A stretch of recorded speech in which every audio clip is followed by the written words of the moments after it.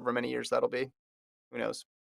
All right. I want to get your opinion on this Oregon story. I'm sure everybody's read it by this point.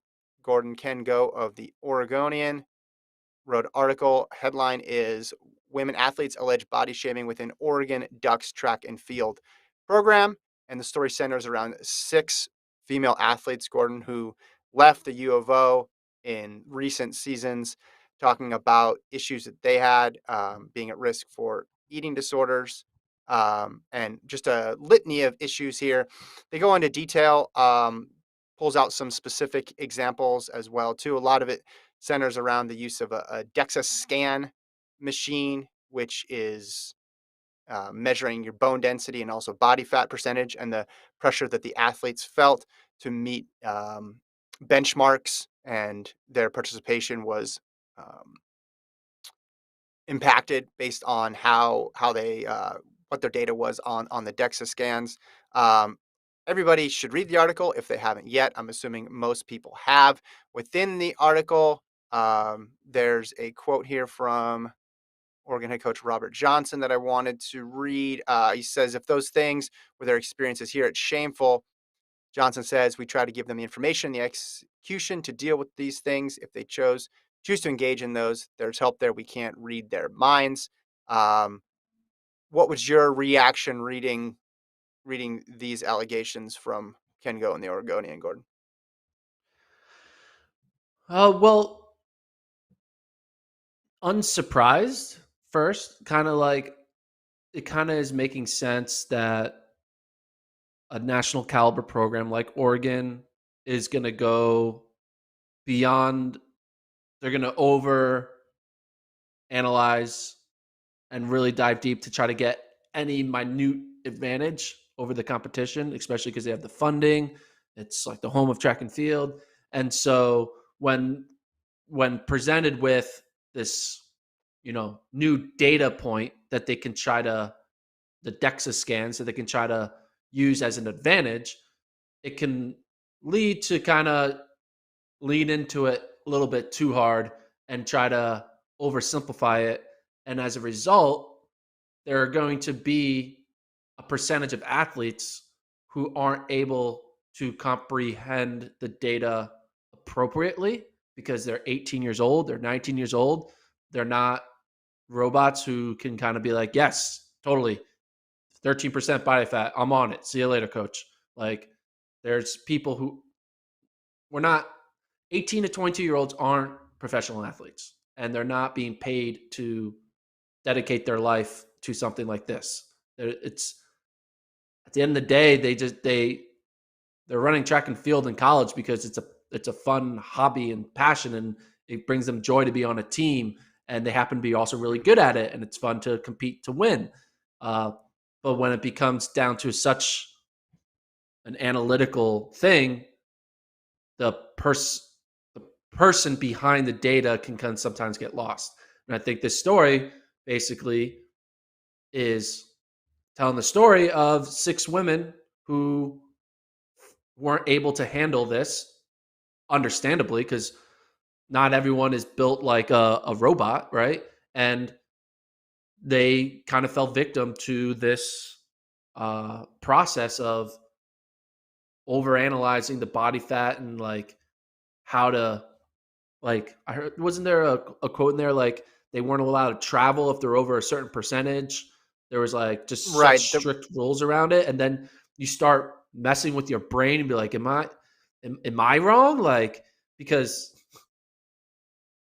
we can tell you this, it's not like 100% that if you're within this body fat percentage, you're great, and if you're not within it, you're bad. Like, that's not how it works. There are people who are within the body fat percentage who are not great, and there are people who are outside the body fat percentage who are great.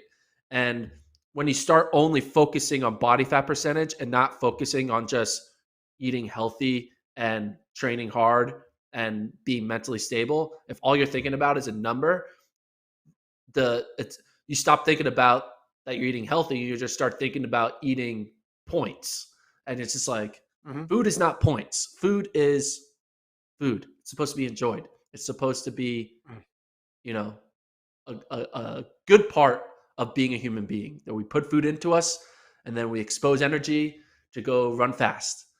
Mhm. And so I think the quote that kind of that puts it all together was Coach Johnson said, "Track is nothing but numbers. A good mathematician probably could be a good track coach." First Mhm. of all, I don't know. I mean, my fourth grade math coach, math, I didn't know my math teacher was also could have been my future track coach. But that statement of like, it's so simple. It's just numbers. You just got to be within this number and you're good. If you're not, you're not good. Like, yes, there are percentages of people who typically, if you aren't obese, you're probably not going to be as fast as someone who is.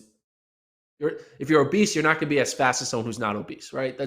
But when you go to an extreme of like, well, this 1.2% difference, it you're just throwing Mhm. out the purpose of the whole sport, right? It's like, I mean, this whole it kind of reminds me of the whole story against Alberto Salazar, where he kind of becoming OCD about body fat percentage. And when you become Mhm. OCD about something, it stops being for the purpose you thought it intended to be. And it starts distracting you from the reality that really the best athletes are the best athletes, not because they follow a percent body fat point structure. They're the best athletes because they do the correct workouts. They have a physical talent to be able to do these workouts, and they know how to keep their body in a healthy state. Mhm. They're not trying to keep their body within a certain point number. They're just trying to keep their body Mhm. in a healthy state. And there's a lot of extremely fit and extremely healthy people who eat cake, who eat a cheeseburger, who, you know, Mhm. they know how to they're not eating 7 cheeseburgers a week. They're not doing that, but they eat a cheeseburger, right? Because they understand they're burning off so many calories, they can do that. Michael Phelps, you look at the meal that Michael Phelps would eat on a daily basis, it's insane.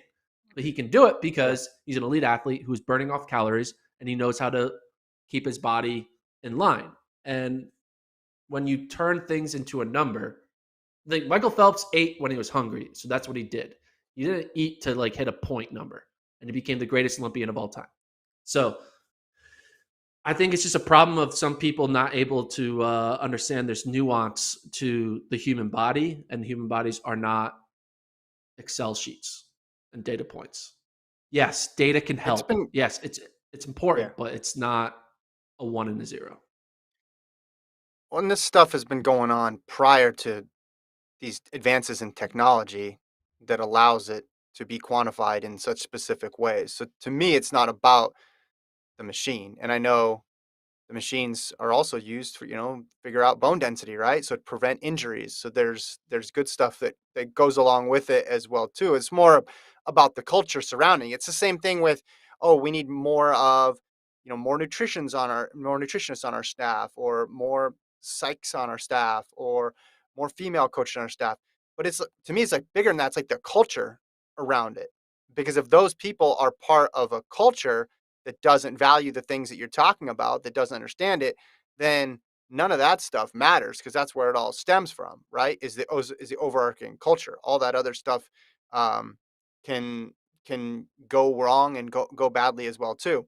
So the thing that jumped out to me, that anecdote that you mentioned about the 12%, right? You can travel if you're at 12% body fat, and the person, I think they said, was at 16.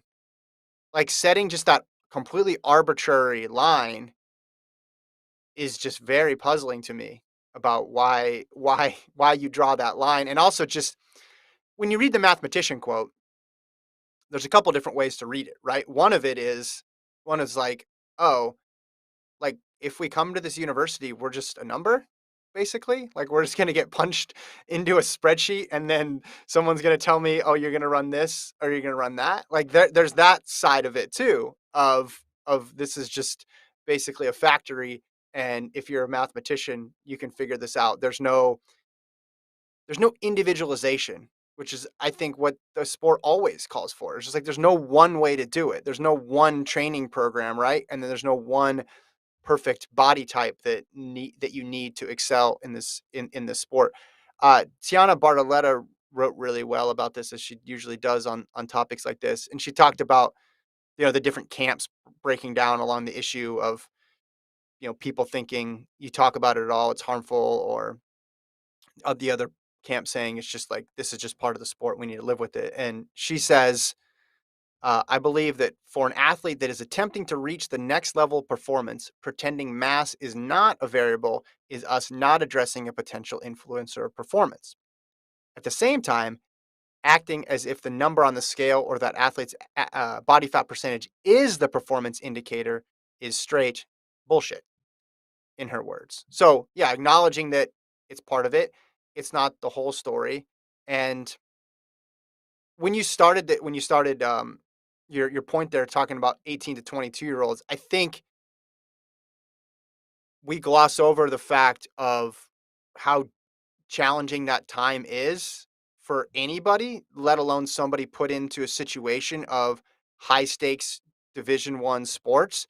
And a lot of these athletes are coming from being the best in their city or the best in their state, and then they go into an environment where they're surrounded by a whole bunch of other people who are very good, and a lot of people are struggling just to keep up.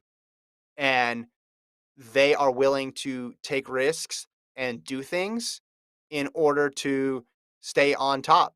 And they see uh, any lack of success as their own failures, as opposed to, hey, it's just going to take time to adjust, or hey, I'm just in this higher level of competition.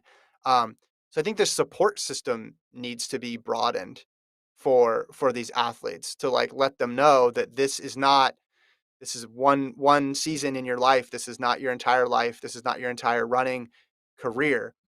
Because the flip side is just people hating the sport, getting injured, having serious long-term damage, right? Like they mentioned, one of the women in the piece was without her period for a long period of time, and that should not be the prerequisite for people to compete in track and field and compete at a high level. And like you said, Bartoletta's, there's one camp who believes, how dare you talk about body fat in for anything, right? And then there's people who believe you should only talk about it. It's just get over it. It's part of sport. And like you said, the third, it's like actually it's both. Like clearly track is not really a skill based sport outside of like the jumping and hurling and Mhm. pole vaulting and throwing stuff. But most it's just an endurance sport. So the skill is basically creating a perfect machine of your body, right? And in order to create a perfect machine of your body, you train well, but you also have to eat well. But the problem is that eat well is not a like, yeah, it's like you said, it's Well, you not got a to, data point. yeah, it's Go, not one size. It's not one size. I mean, everybody has to eat healthy, right? But different people's bodies are going to respond in different ways. I just I go back to when we had Mary Kane on the pod a while ago, and it was Link and I that were interviewing, I believe, and I was talking with her, and I asked, it's like some of the stuff. It's like it made you actively worse at running, but it was delivered under the guise of this is going to make you better, which is the crazy irony here, right? Happy, healthy is going to make you fast. Maybe in the short term, and we've seen this before, right? We've seen this before at the collegiate level. Someone is amazing for a season, and then they are no longer there, and they're no longer able to sustain it, and then they have injuries the rest of their career.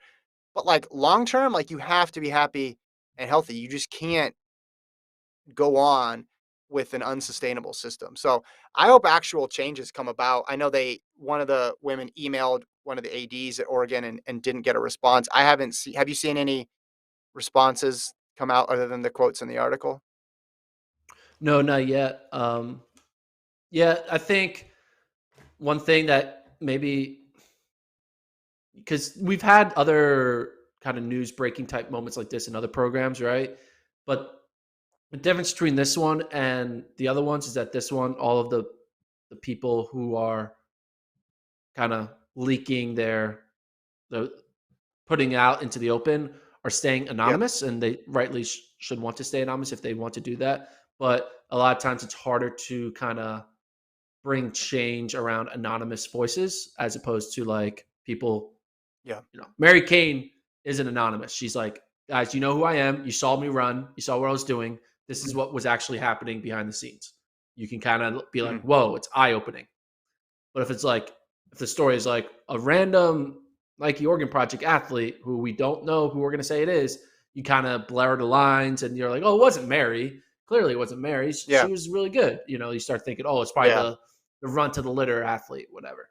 Um, I do know, like, when I read this story, it kind of, I was like, a lot of it was like, oh, yeah, that makes sense. Because I remember a few years ago when NCAA regionals was in Austin, Texas. I'm not sure if it was the most recent one or the one before that because it's been in Austin twice since I've been working at Flow. I heard a story from a fellow athlete who I'll leave anonymous, how the hotel that Oregon would stay at, the Mhm. staff would be asked to not put out the cookies in the lobby because they didn't want their Oregon athletes to be tempted with getting a free cookie in the lobby of the hotel. Mm. And so things like that, like a little thing, like, do you think one cookie in the hotel lobby is going to affect this person's performance at regionals? Like, no, they're, I'm Yeah. sorry, but like, that's not going to happen. So, like, little things like that are like, they kind of just were over analyzing and over serious about trying to get every last advantage. And Mhm. sometimes a 19-year-old can eat a cookie, right? They're in Austin, Texas. They can go out and like have a good time. Mhm. They're, Yeah. they're Well, if they're talented, they're uh, gonna exceed. I wonder how all this fits into with the growing like empowerment around college athletes over the past couple years. Because again, these issues aren't new, but I feel like athletes, it seems like over the past 2 years on a variety of issues, are much more like likely to speak up. And track teams are big, and different people have different experiences at track meets. There's a one athlete quoted in the piece, Ken's piece, that said she had a positive experience at Oregon, and I don't doubt that at all. I'm sure a lot of athletes have had positive experiences, but I think when you're talking about a NCAA Division One program that's highly competitive, the goal is for, and that is theoretically flush with resources, is being able to meet the needs of every athlete out there, not just the ones at the top or not just the ones that are naturally going to buy in or fit in. So something to watch moving forward. We got one more story, Gordon, to get to. The Jamaican fans in the chat can get to their keyboards because we're going to talk about TJ Gale, the 2019 world champion in the long